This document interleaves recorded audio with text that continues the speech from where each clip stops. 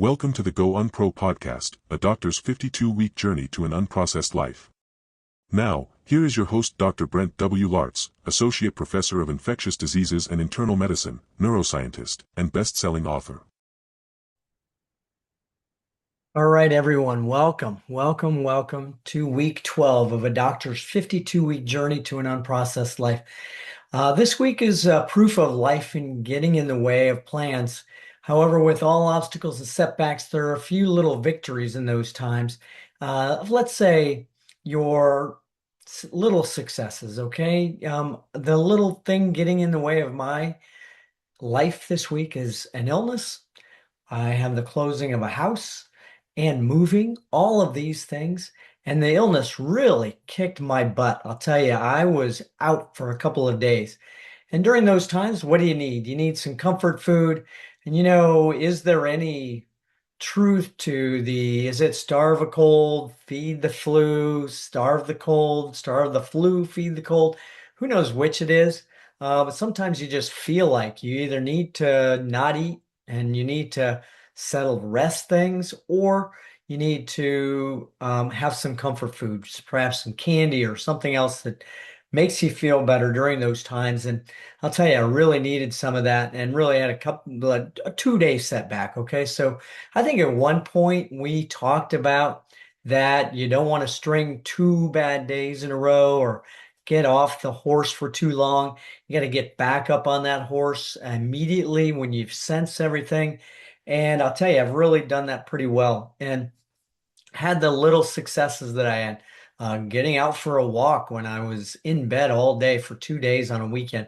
Luckily, I had the week off during this time frame. Getting prepared for a move didn't help me in the fact of my move getting delayed a little bit. At least the packing did. It didn't delay the move. The move is still happening, and I praise the Lord for that. That is going to be an amazing new house that we're going to be in. Thank everyone that's helped me with that. My girlfriend's helped me with planning some of this, and my daughter, my mother, everyone in the family really pitching in to get what needs to be done. Okay, so if we're on week 12, and what are we really discussing on all 52 weeks of this year of Journey to an Unprocessed Life? I don't think that there's going to be a single episode where we don't talk about the importance of the microbiome and my microbiome and what I feel like that I need to accomplish here. And with all of the fermented foods that I'm going to be adding to my diet. And I've already had a pretty good handle on this, what I thought was a pretty good handle on it. Do you ever realize that what you thought was really healthy may not have been as healthy as you thought it was? I was eating yogurt and dairy-free yogurt probably 2, 3 times a week, and had some really good healthy choices that I was making, but I also had some unhealthy choices too. So there is not an area of my life that my microbiome doesn't touch. Last week in Sunday Science, we talked about your microbiome and its importance for endurance and how a marathon runner's microbiome contains a very high level of a couple of different types of bacteria that use lactic acid to produce fuel for your muscle. And these bacteria, not in the presence of a sedentary individual in their microbiome, it is, however, in these microbiomes. These bacteria are Veillonella, Lactobacillus salivarius, Lactobacillus plantarum, and one other one, Bifidobacterium longum. And so really the main study of marathoners is the Veillonella. But so potentially, is there a way to do something about that? And it doesn't involve necessarily supplements and these fermented foods, though it can.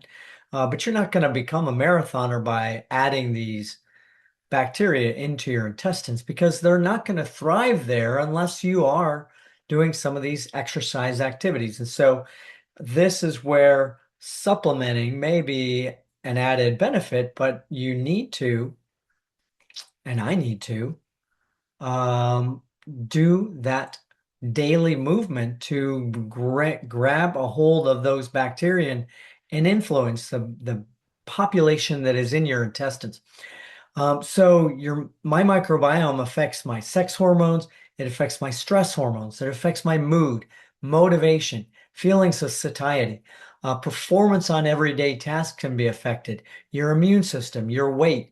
That is where the diet, exercise, sleep, creativity, and plastics in your life impact your microbiome and the rest of your life through it. Okay. So here's what we're going to do in week 12 here. We've really built a solid base here, and that's just the base of what we need to do. We need to expand on that. We're going to get to that. We're going to get to the unprocessed life through this by week 52. We're going to really have a 90%, a 95% unprocessed life by the end of it. So our diet this week, really going to increase my food prep of dairy-free yogurts, beans, and veggies every Sunday, essentially. Okay, I prep it on Sunday, and then each day of the week when I'm cooking food. And this is what people in blue zones do. They prepare their own food. They don't let somebody else prepare it. They don't get fast food. They don't go to the grocery store and get already prepared food for the family. And granted, that is a real convenience, right? And I'll tell you, I see the benefit of it for somebody who's really busy. But your microbiome will thank you for preparing your own food and your own whole foods at that. So beans are a great source of protein for those who are mostly vegan. Dairy-free yogurts can provide also some of that protein as well. I'm increasing to 4 vegan days per week. A little bit difficult this past week because of the need for some energy and comfort foods. But this is what we're doing this week, trying to get to 4 vegan days per week. We've been doing pretty good with 2 to 3. We want to get to 3 to 4. I'm increasing uh, the NA drinks, so the non-alcohol drinks. So in other words, let's say an NA beer or something like that, and have it be low sugar, and using those as an ability to get out into a social activity setting, let's say a bar perhaps, right? And still being able to drink a beer, have that nice refreshment, but have it be without the alcohol. And we talked about having only 12 to 15 drinks a month. Now we're getting it down to 8 drinks a month. So that's essentially allowing one drink twice a week. So 2 drinks per week, and that'll get us to 8. One social activity per week with a healthy vegan meal, inviting people out to vegan restaurants. And I think we discussed this in the last couple of weeks, especially when I was in Paris, France. I went to the vegan restaurant and they basically had every meal, every dish that they served there had either a vegan cheese or a vegan meat. Well, I'm not really a big fan of either. And so if I can make a meal, and I would think people who are creating these vegan meals should be able to cook and create a dish that is vegan, because I can, my girlfriend can.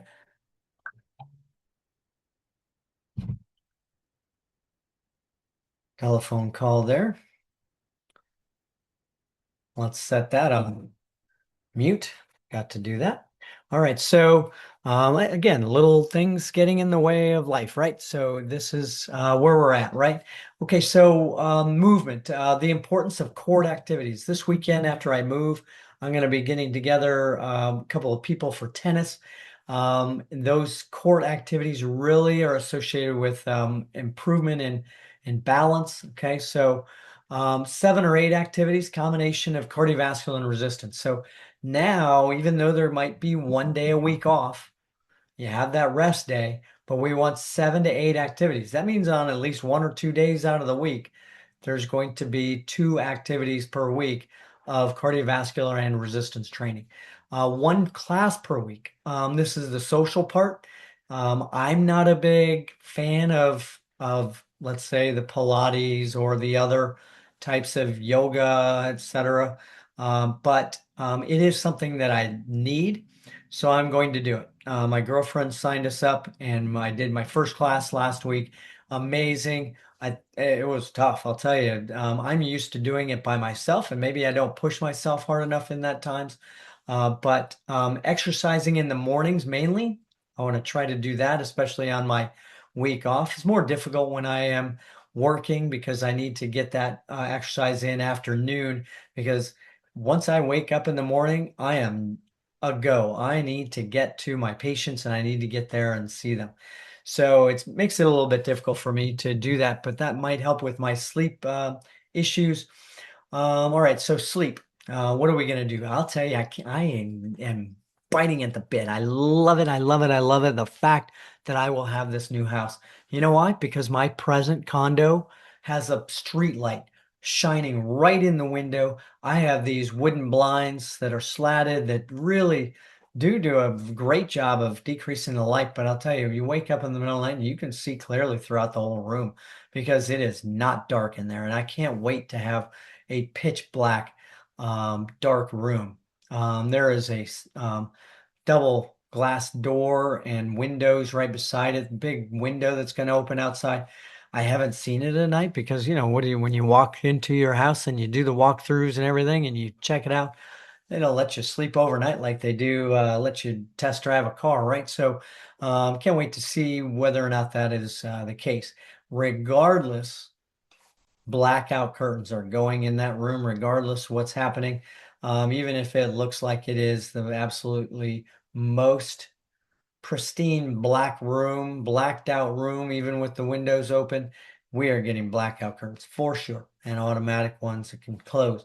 Um, it's nice if you could actually set those on a timer, it'll automatically open at 6 a.m. or something like that. And I think there are automation things I'm going to do with that as well. Um, the less food after 8 p.m. This is something I have an issue with. I eat a lot after 8 p.m., no exercise after 7 p.m. Trying to avoid hot tubs after 7 or 8 p.m. also. Mainly having my warm exposure, my sauna or my hot tub exercises, and exercises really in the afternoon at the latest. Okay, so creativity and connection. Here's something I'm going to start this week that I haven't done recently, and have done in the past and been really looking forward to doing it again, is doing social painting or art activity every week. I think my girlfriend's going to be doing that with some of her friends, also a group painting exercise. But then there are all these different places you can go to that charge you $30 or $40. Oftentimes they have wine there too as well to get together with some friends and do that. My daughter's in town for the summer doing her internship, and so looking forward to that. So that creativity and connection again, and keep on top of every single thing we've done the last 12 weeks. Okay. Every single one of those, keep doing every week, getting back in touch with old friends, etc. Okay. So, all right. So, again, this is going to be a quick week here as far as what we're doing. Plastics. I have something I've researched and found here. This, you won't see me really getting a lot of specific products out on my podcasts because I really don't harp on anything. And let me tell you, I don't get paid for this. I don't get paid for anything. I am not selling anything on any of my podcasts. I will not. And you see other influencers. Every time you see any kind of influencer, social media, somebody out there who is part of whatever, I don't know, they must be paid influencers by someone to, on the protein side, on the high protein side, on the low protein side, on the high meat and carnivore side, on the vegan side. They're calling these people because they're calling out these people, and somewhat rightly so, because I just saw an Instagram where somebody had two products, and it was somebody from a food social movement doctor who had two products sitting in front of him, and he was harping on the products.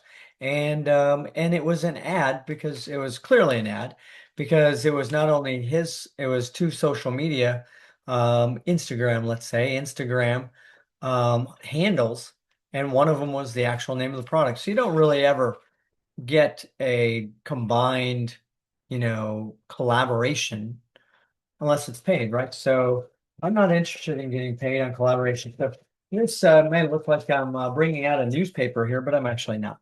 Okay, so um, my girlfriend and I, we cook a lot with parchment paper, and granted, there's a lot of different things that have improved parchment paper in the past. A lot of it was bleached and chemically, yes, and maybe some of those chemicals could have stayed on the paper. But almost every parchment paper there is has something on it to keep it from sticking. Well, what is that keeps it from sticking? What is it on your non-stick pans that keeps it from sticking? And what has it been? Okay, so on parchment paper in general, there is silicone. So that is plastic. And in general, almost all of it has silicone. What is silicone? Silicone is a polymer of plastic with, and it's a very stable, silicone is very stable. It's one of the most stable plastics, and hence why it's relatively inert. It is used in, let's say, breast implants and different types of implants in bodies. But there are known cases where those implants go bad and you can have reactions to it. And you're cooking with at high heats, and those are relatively heat stable. This is a parchment paper right here that is called Patapar paper, P-A-T-A-P-A-R. I won't put the brand name necessarily on this podcast. However, there is only one brand and only one product that I know of out there that is Patapar paper. Okay. It's a vegetable paper. It can be used similarly to parchment paper. It bakes up to 420 degrees. Okay. There is some complaints that certain things will stick to it. And I think a lot of these things are baking or things where you're putting liquid onto the paper.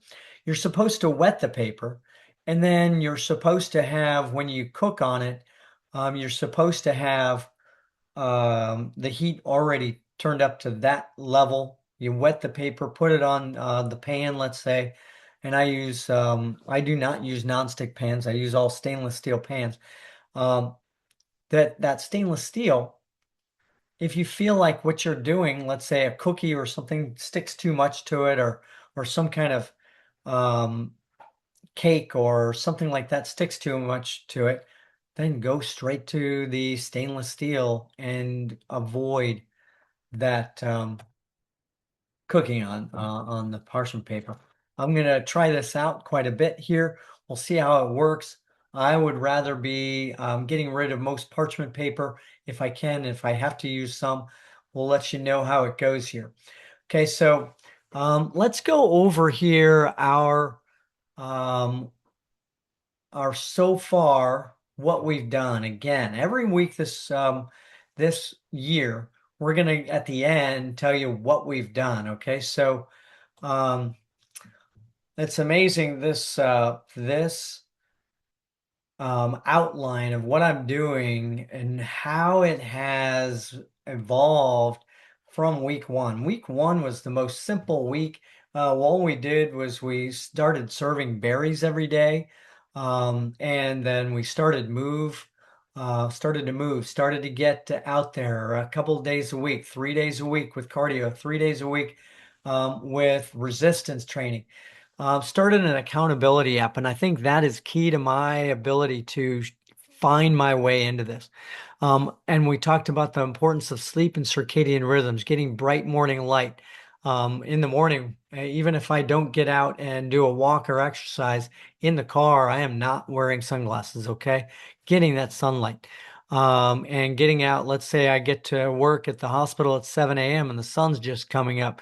I am getting out and walking around the parking lot for 10 minutes, get that blood moving. Okay, so I might get to the hospital more often before the sun goes up. Okay, so our supplements that I do and continuing to do over the long run as I get to a more vegan situation is I need to get that. There's my cough coming back just a little bit as I'm talking here nonstop. Calcium and vitamin D, very important. B12 and omega-3, those are our most important things. And Then we started with our cooking utensils and our home utensils, getting rid of plastic, getting rid of any plastic water glasses in the house, and going to steel and glass. Okay, everything I can get in my house switched over to glass and steel. Guarantee you, by 52 weeks, it's gonna be rid of from my house. This move is going to be interesting because I'm going to try to throw away a few things and try to get a little bit more where I haven't touched yet, but we're getting there already. We don't use non-stick in my household. Trying to getting away with any kind of artificial sugar and any added sugar, only honey or agave, and I use dates a lot for my yogurts, or for example, to sweeten it. Also for my creativity, started painting and did some journaling, did some poetry and music. And This here, right here, is my creativity and my purpose right here. My purpose is living longer, healthier life. Okay, so the other things we've started, okay, so our greens, our berries, our beans, our fermented foods, trying to get those as often during the week as we can and then also the fiber. I use a fiber psyllium husk every morning. All right, so getting rid of some of the household items for plastic as well, such as soaps and so laundry soaps. And there's these tablets you can use and research it, okay? Because this is not just about getting a laundry pod or something like that. It's about getting to an unprocessed life. Okay, so I've avoided processed oils using 75% olive oil, some avocado oil, and cold pressed seed oils might be okay. There is some data potentially against seed oils, but whether or not that was cold pressed seed oils, we don't know. Getting a lot of tomatoes, bell peppers, making my own dressings. Okay. Um, Meditation, especially at night, and then affirmations in the morning. Grocery paper bags for produce to reuse. Um, let's see, trying to be mostly vegan, but not, my goal is not to be 100% vegan. I'm not in this for a uh, save the animals reason. I'm here to save this animal. And our ancestors and the people in whole food, blue zone areas, they're eating whole foods and they don't not eat meat, but they save meat for special occasions, and meat is in general a luxury. Okay. It's not a every day I must eat meat. So, all right. So, I've also done the 40 Whole Foods Weekly challenge. So that 40 Whole Foods Weekly challenge is basically try to find and list every single vegetable, fruit, nut, or bean that you use every week and try to do 40 different ones and see how you go with that. It is difficult. Okay, so especially somebody who probably eats only five, like maybe some people who are more sedentary and have poor diet choices. I was probably in the 20 range and maybe up to 30 sometimes. Find it difficult to get to 40 and succeed only by really concentrating on it. The other part about that we started a few weeks ago. Really, we've started this for months now, but I'm really trying to get at it weekly. Is some charity and giving and community and volunteering. Volunteering at a local shelter, feeding families there that are residing at this place. It's the same families almost every week. Let's see, what do we have done fasting and restricted time feedings. I just got the metal pen. I didn't bring it with me, but I have some metal pens that I've gotten to get rid of my plastic there as well. Sleeping in dark, cosmetics and lotions, etc. Um, and really, it's just about the affirmation of the need for the week, right? Of need of what you need to do every week to get to where you need to go. Okay. Last week we talked about stretch and yoga and classes and weights at home. Those weights at home important, and also um, the colder room for sleep, classes and clubs, and learning lifelong, and I'm learning languages. I'm learning French better, and I've already pretty well mastered Spanish. All right, mi español es muy poco, pero um, cada semana mucho mejor, porque tiene pacientes. Tengo pacientes en mi hospitales que solamente hablan español. Y entonces necesito que comprender y hablar español. Um, entonces, um, soy mejor también, okay? So learning better every week. I love it when I have a Spanish speaking only patient because I really love the challenge to practice my Spanish. I try to learn more words. All right, so and then we're minimizing our bottles. I think in the past I've had to use bottles because there's no way to fill up my 32-ounce glass after I drink it on the way to work. There's no way to fill up more until I get at home. So I've used that to drink some water at the hospital. So we're making better choices every week. We're again increasing the food prep so that we can get to now fermented foods many days per week, beans many days per week, fruits many days per week, um, and greens many days per week. It's gonna, and that 40, once we get to this point where we're food prepping this, 40 is easy. We're gonna have to change this probably by the end of 52 weeks where we get to a 50 vegetable week. Okay, so we'll talk about that later. All right, so again, this week, increasing food prep and increasing non-alcoholic drinks. We're decreasing to 8 drinks per month. Exercising in the mornings, importance of cord activities. We're getting better lighting in the house for our sleep, and then also the social painting and art activity. And again, we're getting rid of our parchment paper in favor of this vegetable pot-of-par paper. Okay, so thanks for joining me for week 52. Thank you. I love getting together with you guys. Thank you. I love you guys. I love me. I love you. We are doing it together. And again, this is not me telling you what to do. This is telling me what I'm doing and holding myself accountable. So every week I can get onto paper and onto video, etc. Everywhere where we're at what I'm doing so I can hold myself accountable. You don't have to follow everything that I do.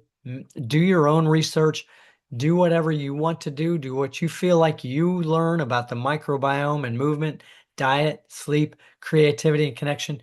Do what feels great to you. Do what feels good and helps your life become a better person. Okay, so again, if you're watching this on, not watching, if you're listening to this on an audio podcast, just know, again, this podcast is available on video podcast on Apple, Spotify, YouTube, Substack, and on gounpro.com. That's GOUNPRO.com. Okay, so then let's see, where else is it available? Um, on audio podcasts. It's available there also, Apple, Spotify. It's available on a lot of different locations. Okay. So also our social media, Brent W. Laartz, MD. um, is on TikTok, Instagram, Facebook, Threads, Strava. Friend me on Strava.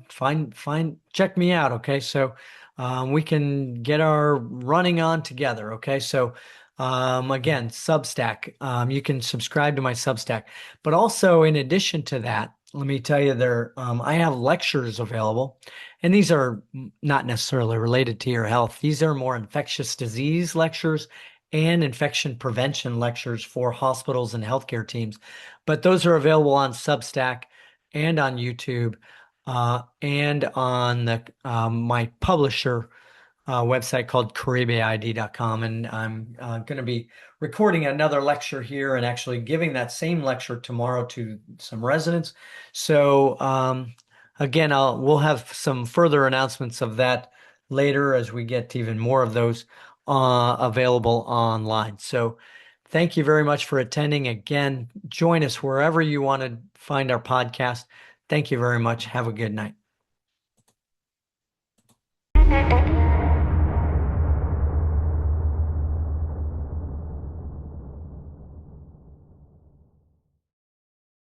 This site and any information communicated within it are not intended as medical advice. The information herein is not intended as medical care, diagnosis, or treatment of any medical condition. No component of this content, including discussion or comments, shall be construed or implied as establishing a doctor-patient relationship. Before you translate or copy any of the information, diet, exercise, or products utilized herein or on any social media post to your own practice, consult your own research, physician, therapist, or nutritionist for your own health. No warranties or claims are made as to the benefits or risks of any treatments, diet, exercise, or products herein. Research any treatments, diet, exercise, or products thoroughly before trying for yourself. Referral, affiliate, or advertising fees may be garnered by this site.